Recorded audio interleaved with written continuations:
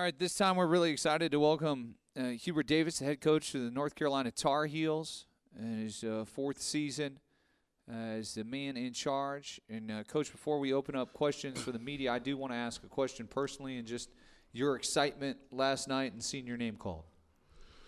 Well, yeah, I mean, it's the excitement was seeing the reaction of the guys when they saw our name being selected to the NCAA tournament. As a coach, that's what drives you. That's what gives you joy, is to see the reaction and the happiness and the joy from the players, and to see how excited they were to be a part of this, and was something that I will remember for the rest of my life, and something that always brings joy to my heart. Open up the floor for questions. Let's go to the third row on the end. Hubert, Luke DeCock from the News and Observer. I'm just curious, you come off a tough loss Friday night. You have time to wait for the selection show. How did you sort of try to manage their emotions and sort of kind of get to the point where you'd find out the answer on Sunday? Like, that's a difficult time for kids and athletes to sort of deal with that uncertainty. Well, I never looked at it in regards to managing their emotions. I mean, one of the things that, we were all frustrated of how, Friday night turned out in the game versus Duke. My concern was with the players in regards to basketball. I thought I was so proud of their fight, being able to come back down from 24 in the second half and to put ourselves in a position to possibly win that game. And so it was a dramatic ending, and so my focus was on the players and supporting them and encouraging them from a hard-fought loss. Let's go to the third row on the end. Patrick Zabuski from the University of Dayton. What's your preparation look like, having such a quick turnaround from finding out you're playing? I couldn't hear you. What is? What's the preparation look like, Yeah. finding out you're playing in this game on Sunday and then having to play on Tuesday? Yeah, I mean, this is the preparation is the same. I mean, we've played 3 games in a row in Maui. We've played 3 games in a row in the ACC tournament. There's twice during conference season where we've had Saturday games and then had to play Monday against a different opponent on the road. And so in regards to preparation and practice, none of that has changed, and we'll be prepared to play our best tomorrow against a really good San Diego State team. Go across the aisle. Paul Chu, media for the University of Dayton. So Ian Jackson, he is a 6-man and also a freshman for the Tar Heels. What are your initial thoughts of how he's experiencing the beginning for his March Madness career and how he's initially feeling in general about this whole feeling and everything? Well, I mean, all of them are, really excited. I don't know the exact number, but at least I think half of our team, most of our team, this is the first time that they've experienced the NCAA tournament. And so they're excited, but they have no idea what they're excited about. But Ian this year has been one of our better players. I mean, our success, a lot of it has been directly tied to how talented Ian is and his ability to score, his ability to make plays on both ends of the floor, and just the type of kid and character he is. It's been so much fun coaching him this past year, and he's somebody that always brings a smile and puts it on your face every day. Let's go to the second row across the aisle on the end. Marcus Hartman, Dayton Daily News. Coach Dutcher has, coached for a long time, has a lot of experience, but he said this is a new experience for him. I'm thinking it's a new experience for you. I just wonder what are your initial impressions of being in the first 4? It's really not a new experience to me. It's a basketball game, and we're preparing the same way that we've prepared all season. One of the messages that I consistently tell the guys is focus on what is real, and what we have control over is our preparation, our practice, and our play, and the process in which we do it. And will be detailed in our approach in our practice today, and have a good shoot around tomorrow, and be excited and be ready to play tomorrow night. Have you been here before? Do you have any history First time. here? First time here in Dayton, so it's really exciting for me to be here. The third row. Will Martin, University of Dayton Media. This town loves its basketball, and these games are going to be, they're going to have a lot of energy. So how important is it to have the crowd on your side? Well, I think it definitely helps, but I think, it's going to be a packed house, and there's going to be a lot of energy in the building, and rightfully so. And that's something that our players and our coaching staff, myself personally, always feed off on, and are really looking forward to it.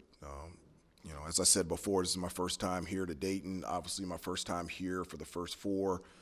I've seen it on TV, and to be able to experience it is something that I'm really looking forward to tomorrow night. Third row on the end. Caleb Zappi, University of Dayton. Do you anticipate any changes in tempo or style ahead of the San Diego State game? For us or for? Yeah, No, for you guys. no. For 35 games, this is who we are. And, from an offensive standpoint, we've been clear, definitive that we like to play at a fast pace. We like to be the fastest team from free throw line to free throw line, and our transitioning from defense to offense, regardless of it's made, missed basket, turnover, we want to play at pace. But it's also important for us to play with purpose and pace, taking care of the basketball and trying to dominate points in the paint through post and penetration, and putting ourselves in a position to get to the free throw line and generate really good threes off those penetrations and off those post catches. And so that's something that we've done consistently offensively for 35 games, and we're not changing it for tomorrow night. Coach, in looking at your last 10 games, only 2 losses, and both coming against Duke. Do you feel like your team is playing some of its best basketball here at the end of the season? Well, I don't feel it. We are. We're just and where we are better is we're consistently doing the little things that allow you to experience big things out there on the floor. I think at the beginning of the year, we had struggled with inconsistencies in terms of little things like boxing out,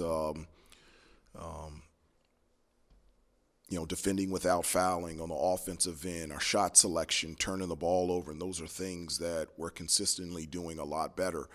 And as a result of that, our team has played a lot better. And over the last month and a half, and you mentioned those 10 games, we have improved a lot. Third row. Paul Chu, University of Dayton Media. So taking it to the media, a lot of people are stating that you guys don't belong here, and they're surprised that you got the last pick for the first 4. What are your initial thoughts, and what do you have to say in general about those thoughts about the social media saying you guys don't belong here? What do you have to prove? I don't have any thoughts, and I'm not on social media. So in regards to those comments, that would be negligent on my part to comment on something I've never read or never heard. And so I'm not on. I didn't listen to bracketology. I didn't listen after our name was selected on CBS. I didn't listen to the telecast. I haven't listened to anybody's comments in regards to selection, seedings. And so I know that we're really excited to be a part of this, and we're looking forward to tomorrow night. Coach Dutcher was up here and mentioned that the score can't be in the 80s or 90s. He feels like it's got to be in the 70s for the Aztecs to win. For you, what's the most important key in tomorrow night and getting a victory and moving on to Milwaukee? Well, there's a number of things. I would probably say first thing is our ability to take care of the basketball. San Diego State is obviously an outstanding defensive team. They do a terrific job guarding the ball one-on-one, creating turnovers, making it difficult to score consistently in the paint and get to the rim. And so for us, taking care of the basketball and being able to generate good shots, that's just going to be huge for us. And when we've been able to do that this year. We've either been able to make the shot, and if we don't, we can get to the offensive glass, or we get fouled, get to the free throw line. So our efficiency and our approach from an offensive standpoint of taking care of the basketball and getting good shots is going to be really important for us. Let's go to the second row on the end.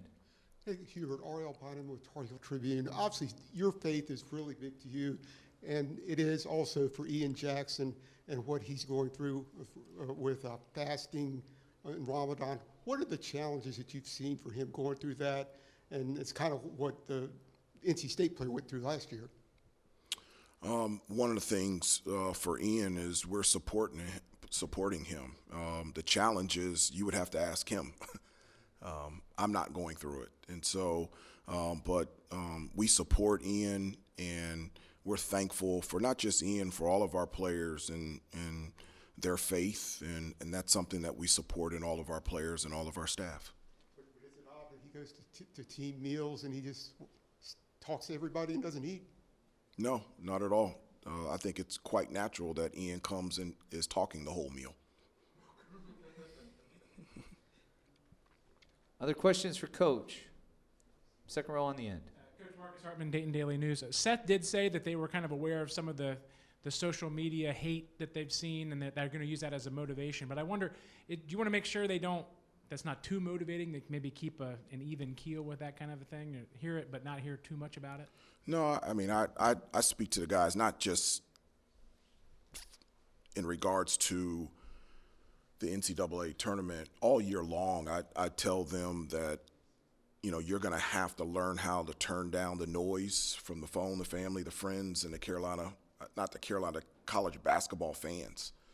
And they asked me, what is noise? And noise is anything that doesn't help you become a better person, a better player, and a better teammate. And so anything that doesn't help you become those three things, and you're going to have to learn how to turn down or turn off that noise.